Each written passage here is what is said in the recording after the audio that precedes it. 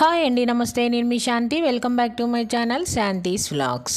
ఈరోజు మన వీడియోలో వినాయక చవితి రోజున నైవేద్యంగా ప్రసాదం కోసం అందరూ చేసుకునే పాల తాలికలను చేసి చూపించబోతున్నాను. ఈ పాల తాలికలు చిక్కగా పాలు విరిగిపోకుండా ఎంతో కమ్మటి రుచితో పొడి బియ్య పిండితో ఈజీగా ఎలా చేయాలో చూపించబోతున్నాను. పాల తాలికలను ఈ విధంగా చేసి చూడండి, అస్సలు పాడవు. ఎంతో రుచిగా చాలా అంటే చాలా కమ్మగా వస్తాయి. మరి ఇంకెందుకంటే ఆలస్యం, లేట్ చేయకుండా వీడియోలోకి వెళ్ళిపోదామా? వీడియోలోకి వెళ్లే ముందుగా నా ఛానల్ని సబ్స్క్రైబ్ చేయని వాళ్ళు ఉంటే సబ్స్క్రైబ్ చేయటం మర్చిపోకండి. పాల తాలికల కోసం స్టవ్ ఆన్ చేసుకొని ఒక మందపాటి గిన్నెని పెట్టుకుని ఆ గిన్నెలో 1.5 గ్లాసుల తురిమిన బెల్లాన్ని వేసుకోవాలి. మనం కొలిచేది ఏదైనా గిన్నె కానీ గ్లాస్ కానీ అదే కొలతలతో అన్నీ తీసుకోవాలి. ఇలా 1.5 గ్లాసుల బెల్లం వేసుకున్నాక ఇప్పుడు అదే గ్లాస్తో 3/4 గ్లాసు నీళ్లు పోసుకోవాలి. ఇలా 1.5 గ్లాసుల బెల్లము 3/4 గ్లాసు నీళ్లు పోసేసుకొని ఇప్పుడు ఈ బెల్లం కరిగేంత వరకు కలుపుకుంటూ ఉండాలి. బెల్లం అంతా ఇలా పూర్తిగా కరిగిన తర్వాత ఇప్పుడు మంటని లో టు మీడియం ఫ్లేమ్లో అడ్జస్ట్ చేసుకుని ఈ బెల్లం నీళ్ళని 2 నిమిషాల పాటు మరగనివ్వాలి. ఇలా 2 నిమిషాల పాటు మరిగితే సరిపోతుంది. పాకం అనేది అవసరం లేకుండా చూడండి, ఈ విధంగా జిగురుగా ఉంటే సరిపోతుంది. ఇప్పుడు దీన్ని పక్కన పెట్టేసేసుకొని చల్లారి పెట్టుకోవాలి. ఇప్పుడు ఇదే స్టవ్ మీద ఒక మందపాటి గిన్నెను పెట్టుకొని అడుగు మందం గల గిన్నెను తీసుకోవాలి. ఇలా మందపాటి గిన్నెను పెట్టేసేసుకుని ఇప్పుడు ఇందులో మనం బెల్లం ఏ గ్లాస్ తో అయితే కొలుచుకున్నామో అదే గ్లాస్ తో 2.5 గ్లాసుల చిక్కటి పాలను, వెన్న శాతం ఎక్కువ ఉన్న పాలను పోసుకోవాలి. ఇలా పాలు పోసేసుకున్నాక పాలు కొద్దిగా మీగడ పట్టిన తర్వాత ఇప్పుడు ఇందులో 1.5 గ్లాసుల నీళ్ళని పోసుకోవాలి. ఇలా చిక్కటి పాలను కనుక పోసుకుంటే మనకు పాల తాలికలు అనేవి చాలా కమ్మగా వస్తాయి. ఇలా పాలు పోసేసుకున్నాక ఇప్పుడు ఈ పాలని ఒక పొంగు వచ్చేంత వరకు మంటని మీడియం ఫ్లేమ్లో పెట్టి ఉంచుకోవాలి. ఇలా చూడండి, ఇలా పొంగు వచ్చి మేగడ కట్టింది కదా. ఇప్పుడు ఇందులో మనం ఒక 3 టేబుల్ స్పూన్ల సగ్గు బియ్యాన్ని పాలల్లో 1 గంట పాటు ఇలా నానబెట్టుకోవాలి. ఇలా నానబెట్టుకున్న సగ్గు బియ్యాన్ని ఇప్పుడు పాలు కొద్దిగా మరిగినాయి కదండి, ఇప్పుడు ఆ పాలల్లోకి ఈ సగ్గు బియ్యాన్ని వేసేసుకోవాలి. పాలల్లో ఇలా సగ్గు బియ్యం నానబెట్టడం వల్ల మనకి సగ్గు బియ్యం తొందరగా నానతాయి. అలానే పాల తాలికలు మనకి తెల్లగా కూడా వస్తాయి. ఇలా ఒకసారి సగ్గుబియ్యం వేసేసుకున్నాక సగ్గుబియ్యం అంతా కలిసేలా ఒకసారి కలిపేసేసుకొని ఇప్పుడు ఈ సగ్గుబియ్యం ఉడికేంత వరకు మంటను మీడియం ఫ్లేమ్లో పెట్టి ఉడికించుకోవాలి. సగ్గుబియ్యం ఉడికేలోపు మనం తాలికల్ని రెడీ చేసుకుందాం. ఒక ప్లేట్ తీసుకొని ఆ ప్లేట్లోకి జల్లెడ పెట్టేసుకొని మనం బెల్లం పాలు ఏ గ్లాస్తో అయినా కొలుచుకున్నామో అదే గ్లాస్తో 1 గ్లాసు పొడి బియ్య పిండి వేసుకొని ఆ బియ్య పిండిని జల్లించుకోవాలి. ఇలా బియ్య పిండి జల్లించుకోవటం వల్ల ఇందులో డస్ట్ ఏమైనా పోతుంది. మనం తాలికలు చేసుకునేటప్పుడు మనకి చాలా సాఫ్ట్గా తాలికలు అనేవి వస్తాయి. ఇలా బియ్య పిండి జల్లించేసుకున్నాక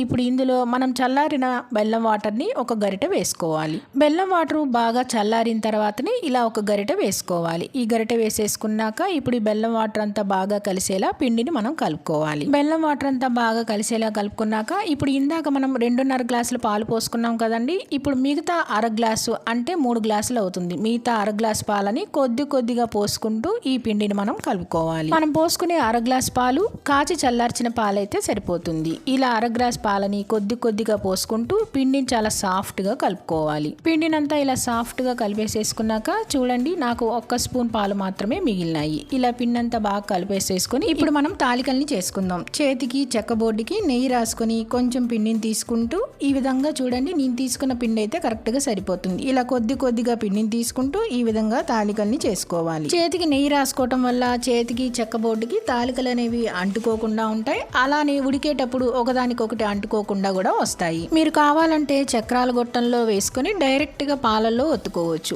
పాలల్లో సగ్గుబియ్యం ఉడికిన తర్వాత గొట్టంలో ఈ పిండిని పెట్టి మంటను మీడియం ఫ్లేమ్ లో పెట్టుకుని డైరెక్ట్ గా తాలికల్ని ఒత్తుకోవచ్చు. మనకి తాలికలు చేత్తో చేయడానికి కొంచెం టైం పడుతుంది కాబట్టి మురుకుల గొట్టంలో పిండిని పెట్టేసి తాలికల్ని ఒత్తుకోవచ్చు. మురుకుల గొట్టంలో వేసుకుని ఒత్తుకుంటే మనకి టైం కూడా ఎక్కువగా పట్టకుండా తొందరగా అయిపోతుంది. మొత్తం పిండిని తాలికలుగా చేసేసుకున్నాక ఇప్పుడు కొద్దిగా నిమ్మకాయ సైజ్ అంత పిండిని పక్కకు తీసుకోవాలి. ఇప్పుడు ఈ పిండిని ఒక బౌల్ తీసుకొని ఆ పిండి ముద్దని బౌల్లో పెట్టేసి కొద్దిగా నీళ్లు పోసుకుంటూ దీన్ని కొంచెం పిండిని పల్చగా చేసుకోవాలి. ఇలా పిండిని కొద్దిగా నీళ్లు పోసుకొని చిక్కగా కలిపేసేసుకొని పిండిని పక్కన పెట్టేసుకోవాలి. ఇది ఇలా పక్కన పెట్టేసుకున్నాక ఇప్పుడు మనం పాలల్లో సగ్గుబియ్యం ఉడికినాయో లేదో చూద్దాం. చూడండి, సగ్గుబియ్యం కూడా చక్కగా ట్రాన్స్పరెంట్ గా ఉడికిపోయినాయి. ఇలా సగ్గుబియ్యం ఉడికిన తర్వాత ఇప్పుడు మనం రెడీ చేసి పెట్టుకున్న తాలికల్ని వేసేసుకోవాలి. తాలికలు వేసాక గరిటతో అస్సలు కదపకుండా 1 స్పూన్ నెయ్యి వేసుకొని మూత పెట్టేసేసి లో ఫ్లేమ్ లో ఉడికించుకోవాలి. వేసుకోవాలి. మధ్య మధ్యలో మూత తీసి తాలికలను అడుగంటకుండా మధ్య మధ్యలో కలుపుకుంటూ ఉండాలి. ఫ్లేమ్ ని లో ఫ్లేమ్ లోనే పెట్టి ఉడికించుకోవాలి. తాలికలు కొద్దిగా ఉడికినాయి కదండి, ఇలా ఒకసారి కలిపేసేసుకున్నాక మళ్ళీ దీని మీద మూత పెట్టేసేసి ఉడికించుకోవాలి. ఇప్పుడు మరొక పక్క స్టవ్ ఆన్ చేసుకుని ప్యాన్ పెట్టుకుని ప్యాన్ లో 4-5 టేబుల్ స్పూన్ల దాకా నెయ్యి వేసుకోవాలి. నెయ్యి వేసేసుకున్నాక ఇప్పుడు ఇందులో డ్రై ఫ్రూట్స్ వేసుకోవాలి. బాదం పప్పు, జీడిపప్పు, కిస్మిస్ వేసుకోవాలి. అలానే ఇందులో ఒక చిన్న ఎండు కొబ్బరి చిప్పని తీసుకొని చిన్న చిన్న ముక్కలుగా కట్ చేసేసుకొని ఆ ముక్కలను కూడా వేసుకొని వేయించుకోవాలి. ఇప్పుడు వీటన్నిటిని ఎర్రగా వేగేంత వరకు వేయించుకోవాలి. డ్రై ఫ్రూట్స్ అన్ని ఇలా వేగిన తర్వాత ఇప్పుడు స్టవ్ ఆఫ్ చేసేసుకొని దీని పక్కన పెట్టేసుకోవాలి. ఇప్పుడు మరొక పక్క తాలికలు ఉడికినాయో లేదో చూద్దాం. తాలికలు మూత తీసేసి మరొకసారి కలుపుకోవాలి. చూడండి, చక్కగా ఉదానికోటి అంటుకోకుండా చక్కగా ఉడికినాయి కదా. కలుపుకునేటప్పుడు ఫాస్ట్ గా కలుపుకోకుండా బాగా నిదానంగా కలుపుకుంటూ ఉండాలి. తాలికలు ఉడికినాయో లేదో ఒకటి తీసుకొని ఇలా గరిటతో మనం కనుక కట్ చేస్తే తాలిక అనేది విరిగితే చక్కగా ఉడికిపోయినట్టే. ఇలా తాలికలు ఉడికిపోయినాయి కదండి. తాలికలు ఒకదానికొకటి అంటుకోకుండా పైకి తేలుతున్నాయంటే ఉడికినట్టే. తాలికలు ఉడికినాయి కదా. ఇప్పుడు మనం ఇందులో చిక్కదనం కోసం మనం కలిపి పెట్టుకున్న బియ్యపిండి మిశ్రమాన్ని వేసుకొని నిదానంగా కలుపుకోవాలి. బియ్యపిండి మిశ్రమం వేసేటప్పుడు చూడండి, ఇలా ఒకసారి స్పూన్ తో కలిపేసేసుకొని ఆ బియ్యపిండి మిశ్రమాన్ని వేసుకోవాలి. మనం వేసుకున్న బియ్యపిండి మిశ్రమం అంతా ఇలా నిదానంగా గరిటతో బాగా కలిసేలాగా కలిపేసేసుకోవాలి. ఇలా కలిపేసుకున్నాక మూతని కొంచెం పక్కగా పెట్టుకుని లో ఫ్లేమ్ లో పెట్టి చిక్కబడేంత వరకు ఉడికించుకోవాలి. ఇప్పుడు మనం మూత తీసి మళ్ళీ ఒకసారి కలుపుకోవాలి. మనం బియ్యపిండి మిశ్రమం వేసాం కదండి, అది చిక్కబడిందో లేదో ఒకసారి గరిటతో అంతా కలిసేలాగా కలుపుకుంటే చూడండి బాగా చిక్కగా అయింది కదా. ఇలా కలిపేసేసుకున్నాక ఇప్పుడు ఇందులో ఒక స్పూన్ యాలకుల పొడి వేసుకోవాలి. యాలకుల పొడి అంతా ఒకసారి కలిసేలాగా కలిపేసుకోవాలి. చూడండి, పాల తాలికలు ఈ విధంగా చిక్కగా ఉండాలి. గరిటెకు కూడా ఆ చిక్కదనం అనేది తెలుస్తుంది కదా. ఇప్పుడు స్టవ్ ఆఫ్ చేసేసుకొని పూర్తిగా చల్లారిన బెల్లం వాటర్ ని వేసేసుకోవాలి. బెల్లం సిరప్ పూర్తిగా చల్లారింది వేసుకోవాలి. అలాగే స్టవ్ ఆఫ్ చేసి ఉండాలి. బెల్లం వాటర్ అంతా ఒకసారి అంతా బాగా కలిసేలాగా నిదానంగా కలుపుకోవాలి. ఇలా బెల్లం సిరప్ ని స్టవ్ ఆఫ్ చేసి వేసుకోవటం వల్ల పాలు విరిగిపోకుండా ఉంటాయి. అలానే బాగా కలిపేసేసుకొని మూత పక్కకు పెట్టేసుకొని ఒక 5 నిమిషాల పాటు ఉడికించుకోవాలి.